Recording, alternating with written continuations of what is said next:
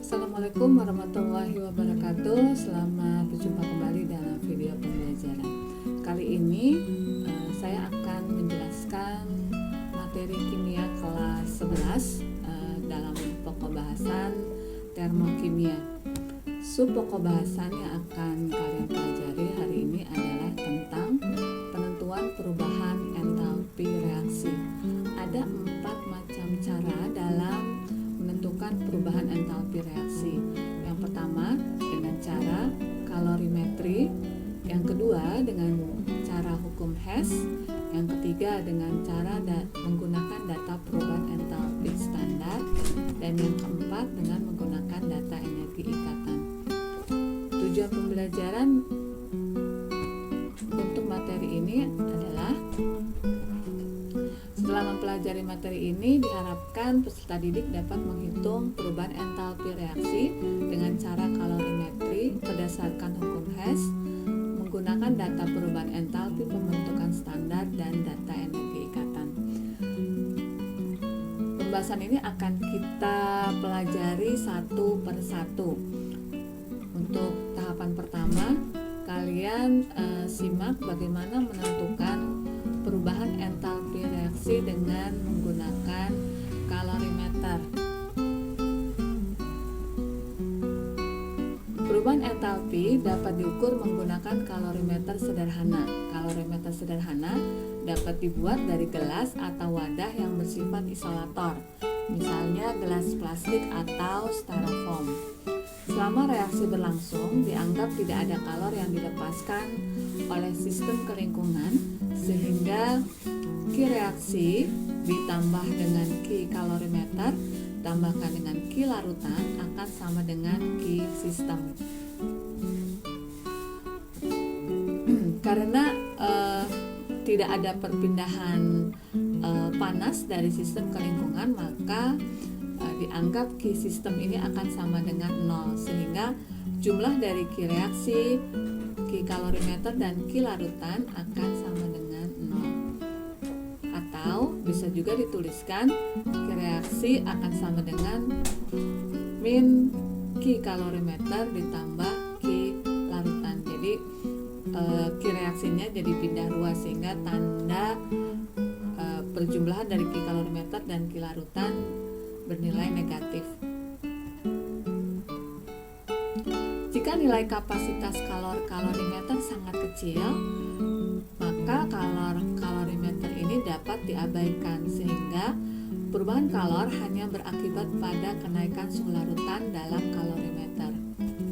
Ya, maka ini nanti bisa dirumuskan Q reaksi akan sama dengan min Q larutan, di mana Q larutan adalah M kali C kali delta T. Sehingga dari sini dapat kita peroleh rumusan Q reaksi akan sama dengan min M kali C kali delta T, dengan keterangan M ini adalah massa larutan dalam satuan gram atau kilogram, kemudian huruf C kecil ini sebagai nilai kalor jenis larutan dalam satuan joule per gram derajat Celcius atau joule per kilogram Kelvin. Jadi kalor jenis larutan ini merupakan suatu tetapan yang sudah diketahui dari soal. Jadi setiap larutan itu memiliki kalor jenis masing-masing. Delta T ini adalah perubahan suhu. Jadi bisa dalam satuan derajat Celcius atau Kelvin. Q adalah kalor reaksi dalam satuan joule atau kilojoule. Nah, bagaimana mengaplikasikan rumus ini? Ya, sebagai contoh soal, di dalam suatu kalorimeter bom, jadi ini suatu alat kalorimeter, direaksikan 0,16 gram gas metana atau CH4 dengan oksigen berlebih, sehingga terjadi reaksi CH4 ditambah 2O2 menjadi CO2 plus 2H2O. Reaksi ini sudah setara. Ya, jadi ruas kiri jumlahnya sama dengan ruas kanan.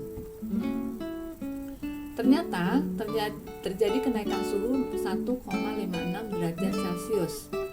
Diketahui kapasitas kalorimeter adalah 958 Joule per derajat Celcius. Massa air di dalam kalorimeter adalah 1000 gram dan kalor jenis air 4,18 Joule per gram derajat Celcius.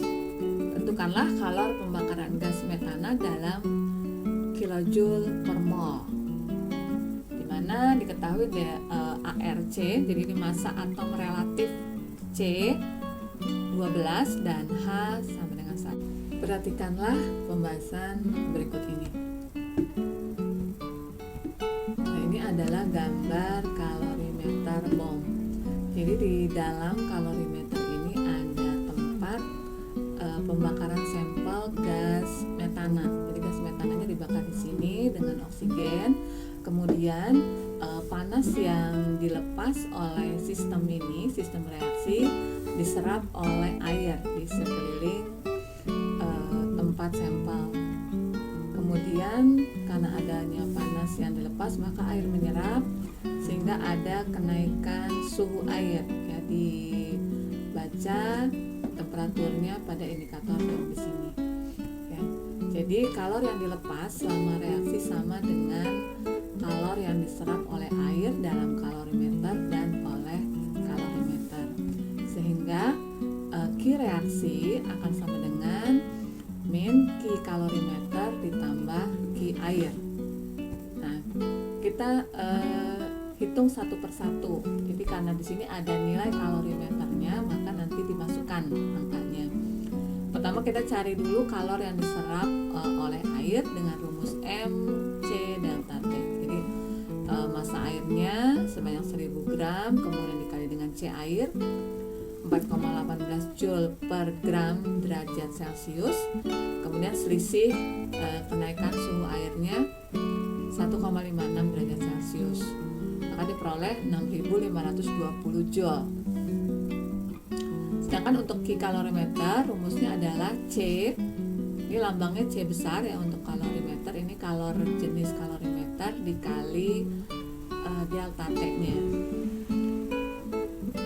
Masukkan angkanya 958 Joule per derajat Celcius dikali 1,56 derajat Celcius. Maka diperoleh 1494 Joule.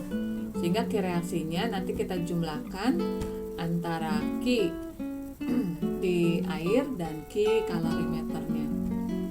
6520 ditambah 1494 Joule, maka nilainya adalah min 8014 Joule, atau kita rubah ke kilojoule, berarti dibagi 1000 ya, 1 kilojoule itu sama dengan 1000 Joule. Maka diperoleh min 8,014 kilojoule. Ini adalah kalor reaksi dalam kalorimeter tersebut. Yang ditanyakan jumlah metana atau gas metana yang dibakar adalah 0,16 gram. Sehingga jumlah molnya, ya kita pakai rumus ini, massa dibagi MR CH4. Dicari dulu MR CH4 nya. C-nya 12, H-nya 1 kali 4, maka 16. Mol CH4-nya 0,16 dibagi 16, maka dihasilkan 0,01 mol. Ini jumlah mol CH4. Maka untuk setiap reaksi pembakaran 1 mol CH4 akan dilepas kalor sebanyak, ya. Jadi kita cari ini delta H reaksinya dengan rumus Q reaksi dibagi mol, ya. Karena kan tadi nilai Q-nya ini min, tetap nanti dimasukkan di sini min 8,014 kilojoule dibagi 0,01 mol. Maka diperoleh adalah min 801,4 kilojoule per mol.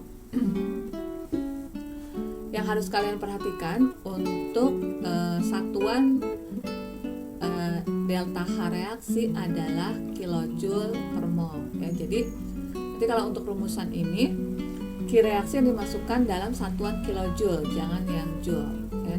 Jadi maka di sini hasilnya min 801,4 kJ per mol. Nah, tanda min ini juga menunjukkan bahwa reaksi pembakarannya ini adalah sebagai reaksi eksoterm ya, karena dia melepas kalor.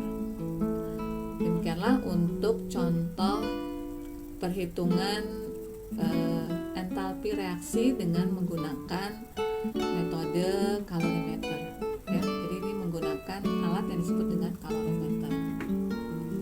Kita lanjutkan untuk cara yang kedua, yaitu menggunakan